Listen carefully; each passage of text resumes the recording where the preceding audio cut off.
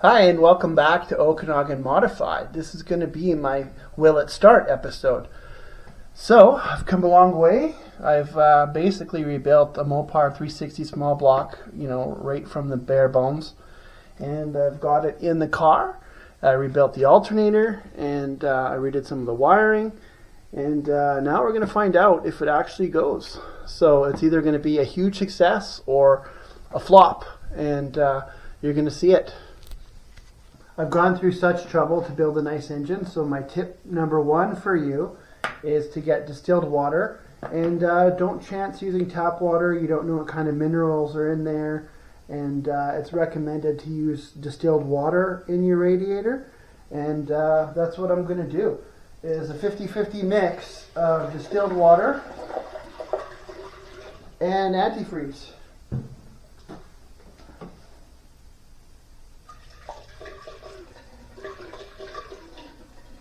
I've been following other people's professional advice the entire time, and one of the tips I was given was start with a carburetor that you know functions well. And so rather than taking my Holley 750 that I rebuilt myself and haven't tested yet, I've gone back to the original 600 CFM Edelbrock carb that I had on the car before that I know runs well. This way I don't have as many things that can go wrong for my first startup.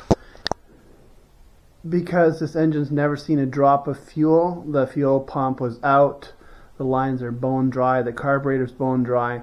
I want to get it filled up, sort of primed up before my first start.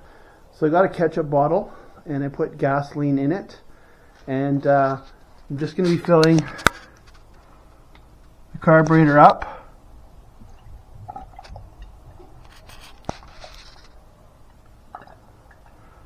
I'm going to backfill the lines as much as I can. I just don't want to be starving on that very first start. And it's going to take a while for the fuel pump to catch up. The fear is that pouring it directly into the carburetor will wash away any of the good oils you have in your cylinders. And that's critical for your first start. So my next tip is to go ahead and use break-in oil. It's specifically designed for your first startup. There's a lot of things like zinc in them that'll protect your camshaft and lifters.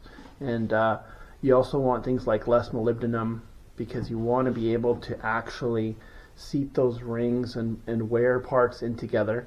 So it's actually going to have a bit more friction than your regular conventional oil on purpose. The distributor covered up so nothing goes in, and I haven't put it in yet. And the reason for that is I want to run the oil pump on the engine first and prime it for that first start.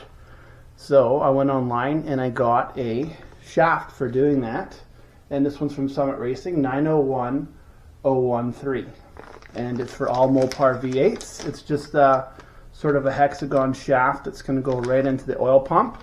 I'm going to hook it up to a drill and spin things up in a clockwise fashion from the top. Check my gauges, make sure that they're reading oil pressure, and then I'll take a valve cover off and make sure that I see oil coming down the rocker arms. And once it's sufficiently oiled, then I can go ahead and put the last little bit together. The drill adapter is providing oil pressure verified by the gauge. Just waiting to see it come up in the valve cover area.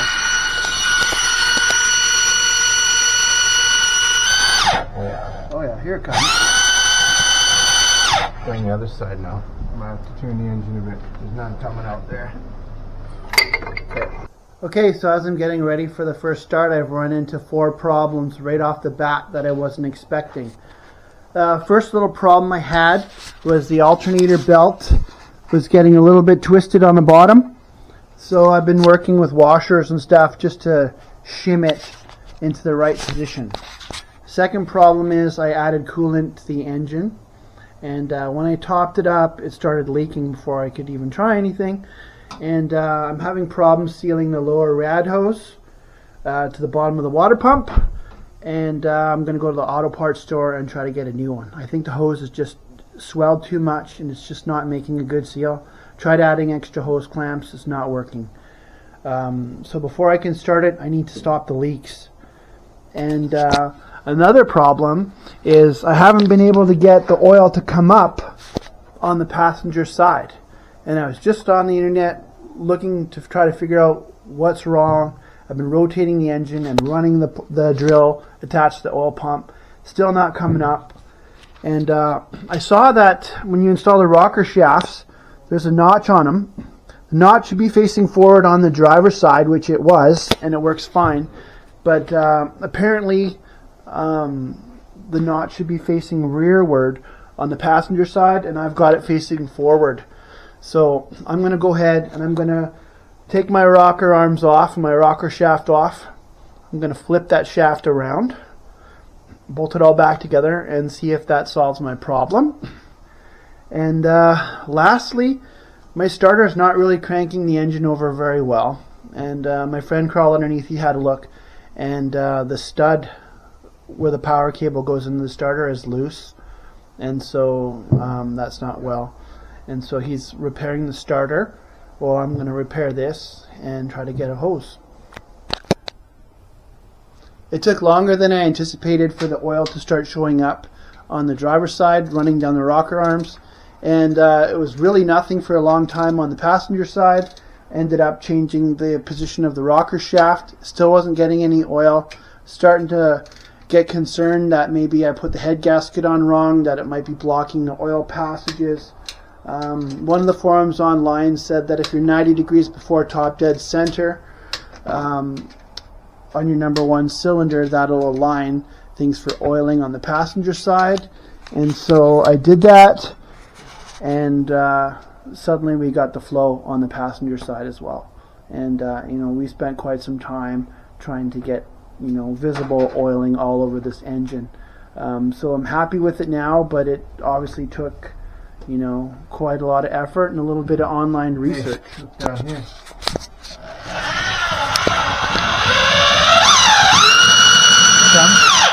There it comes. Oh, yeah. There we go. Prime time. It does really come out a lot, hey? Yeah. Okay, so the local auto parts store has something very close.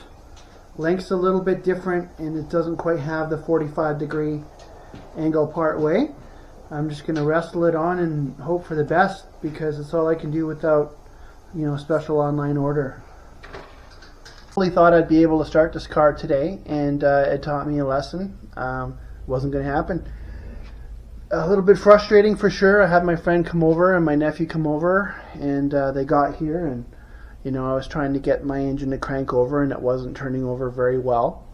My friend determined that I had some loose connections on my starter relay. The little spade wasn't holding very tight, so that's a reason why my starter might have been intermittent. Then he found that the terminal on my starter itself was loose when we was checking the cables under there. So he rebuilt the starter for me, and that took care of that problem, but it still wasn't able to turn the engine over very well. So I pulled some spark plugs out to see if I can take some compression out of it and crank it over, and that wasn't really working so well. And you know what, I put a bigger battery on, and then I was able to turn over just fine. So I'm going to need a bigger battery. I ended up having a coolant leak. I changed the hose, and then, how embarrassing, I still had a cooling leak. And it was found that I missed a bolt on the timing chain cover. And so you can see behind the water pump, I've got a screwdriver here, there's a bolt in there. And that's just going to be for another day. I don't have it in me to keep going today. I don't have the time or the energy. And this project needs to be fun for me. If it starts becoming awful and stressing, that was never the goal of having this car and doing this in the first place. So I'll come back another day, crank the music, and just take this water pump pulley off and brackets off, power steering off, and water pump off, get that bolt in, and put it all back when I'm in a better headspace to do so. So here it is, the bolt that I missed right by my fuel pump on the bottom of the timing cover. And it's not that it's a really big deal to take the bolts off on your alternator brackets and take your water pump off, but it's the mess that I made. I didn't get it started when I wanted to, And now I got to scrape all this gasket material off. And it's the cleanup that actually is the real setback here. I set my piston to number 1 on top dead center. Put my distributor in, lined up the rotor to number 1. The cool thing about MSD is you've got numbers. You got labels you can put on your wires. So, I mean, I've got it verified that I'm on number 1. And what I've set up now is I just want to see if I've got spark before I go ahead and call in the cavalry and tell everyone I've got my first start on the go. Gonna check a few more things this time. So I've got a spark plug tester right there. And I'm just gonna give it a little hit manually on the starter and see if I get anything.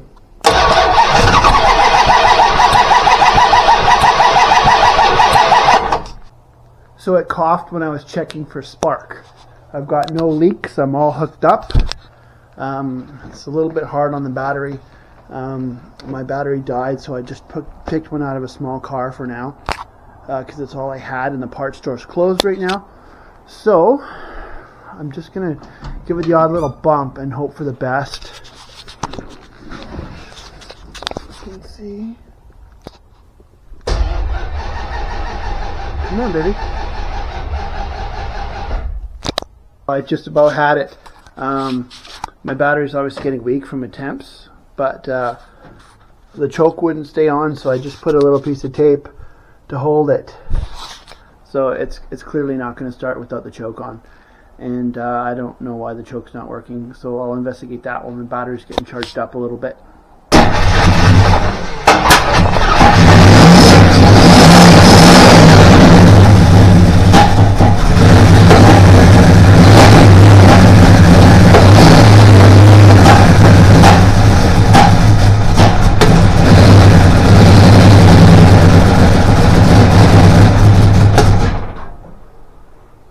So in that clip, it was kind of like its first run on its own.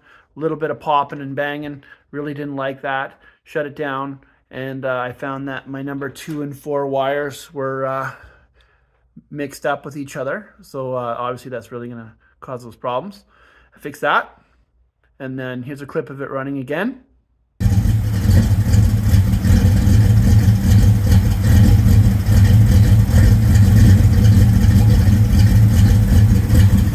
Cool sounding idle. I'm really happy with it so far. I got most of that hesitation and everything out of it, and I look at the temperature gauge and it's way up at like 240, 250 degrees Fahrenheit, and I'm scared, so I shut it down. And I'm trying to figure out what's going on here. My upper rad hose is cold, my radiator's cold, and it's confusing. Right off the bat, I got a number of ideas of things to check. I was thinking I should take my thermostat out and put it in some hot water and then see if it actually opens up when it should. And I'll do that, and I have more thermostats I can switch out. I was going through the instructions for my auto meters, water temp gauge, and my wiring is all done correctly, but I got the concern that my aluminum intake manifold might not be grounded, a very good ground source for that sensor. And then I thought, oh my God, I actually put Teflon tape around the threads of everything to make sure it doesn't leak on my intake manifold. And so you can see my sensor is actually taped up. And so my engine might not have been running so hot after all. It might have been my sensor not having a good ability to have ground and giving me a false reading.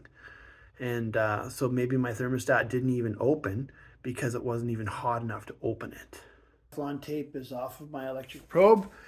I'm going to stick it back in.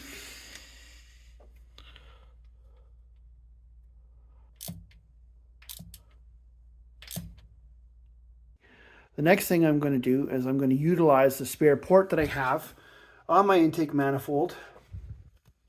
I'm going to put a mechanical sensor in there. And I picked this up from Summit Racing. It is a simple mechanical water temp gauge. It screws into the 3/8 NPT port, and it has a probe on the end. And it's simple mechanical. There's no electronics involved. It's a thermometer. So there it is. My mechanical water temperature gauge is installed. And now I've got a reference right under the hood at what the temperature is, and I don't have to run inside the car to have a look. Okay, so I'm going to make another attempt here, and my goal is to get it running and make sure that it's all functioning. I'm not going to spend a whole lot of time idling it because the braking period needs to be 2,000 RPM for 20 minutes or so. And the reason for that is the lifters need to spin and the parts need to wear together. I think at idle you might have too much spring pressure or something and it doesn't really wear in properly and doesn't get to the right temperature.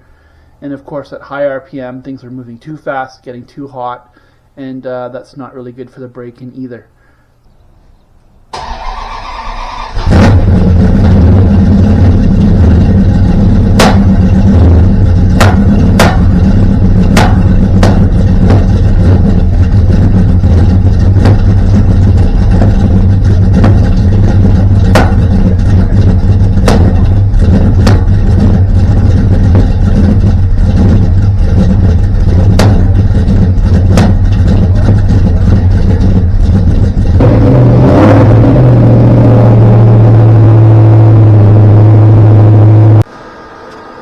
Draining the radiator after running it. The top of the radiator will almost burn your hand, like it's hot, and the bottom is stone cold on my fingers. So you can see the rad hose was really bad in the video, and looking at it up close, we got lucky there that it didn't actually blow up in our face. And I've gone ahead and I've pulled the radiator out, and I'm just going to put a new radiator in it. This car's had overheating problems for 6 years, and just flushing it and changing components along the way. The only thing that hasn't been changed ever is the radiator, and I'm ready to say goodbye to that piece of junk and put something nice in here, and then get back on to having this engine run properly. I went ahead and I pulled out my defective radiator. It was really cold on the bottom half and it had some hot and cold spots, and I'm just done with my cooling issues. So I'm going to take the fans off, take my temperature controller off from my fans, and I just got my new one from Summit Racing. It's a Be Cool 1016, and I really like how lightweight it is. It's wow,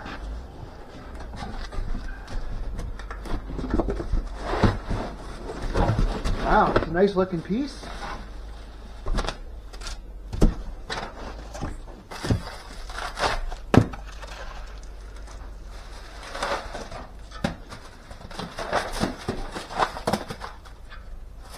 And here's a look at my new radiator. I'm going to go ahead and I'm going to build a fan shroud for it. And because it didn't come with one, first I'll make a template out of cardboard or poster board, get it the way I want it, and then I'll take it to a fab shop and have them bend it up out of a nice piece of aluminum. And it should work. Every time I take 2 steps forward, I take 1 step backwards. This time, my problem is my dual fans won't fit on my new radiator.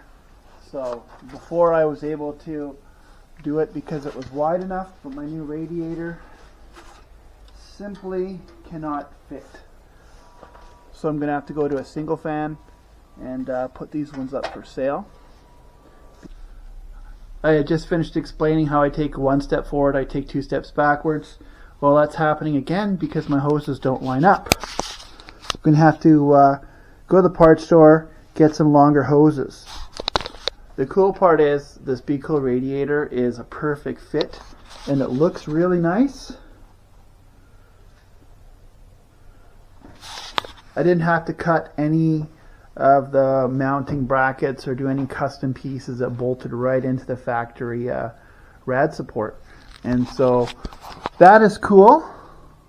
I was just saying that every time I take a step forward I have to take 2 steps backwards, and it's still going on. I couldn't get the molded rad hose that I had before locally, and so I was offered a flex hose solution, and the one I got doesn't have enough length to even reach. So you can see I'm not going to be able to connect my upper rad hose, so I'm still going to have to get a longer flex hose or a new molded one. And the factory bottom one almost fits, but it collapses a little bit and I can't get it to the right shape. So I'm probably going to end up having to find a flex hose for the bottom as well. I went to a different source and I managed to get a molded hose just like the factory one, and it's still not going to line up. A little bit short, a little bit wrong of an angle here. I can't pull it and make it work. I might be able to cut it and then put a joint and then attach it. I prefer not to cut and splice hoses and create another leak point. I'm just gonna have to keep trying here. Maybe get a different part from a different store again. Okay, let's end the episode right here and call it a success. I got an engine built on my own at home in the garage. Help from some friends, put it in the car, and it's running. A little bit of tuning to do, and I can't really do that until I can get it running again, and I can't get it running again until I get this rad hose issue sorted out. Be 2 more days before they arrive, and I can try again. And so it's just an overview of what the hobby's like, really. You don't always have things fit perfectly the first time. And I went from a non-factory radiator to a slightly different non-factory radiator, and so the factory hoses won't line up, and I'm having a little bit of problems with some aftermarket ones being too long or too short or the wrong shape. And so get that sorted out, and the next episode will be fun because I'll have it running again, and then maybe I can show you a little bit of tuning. We can dump the break-in oil out of it and get it out for its first drive. And so looking forward to that. And every step of the way there's little problems to deal with, and it's kind of a lesson for the viewers that you can't just do something like this and expect everything to go perfect. And it's a lesson in patience for me, and I hope you enjoyed watching this episode. Stay tuned.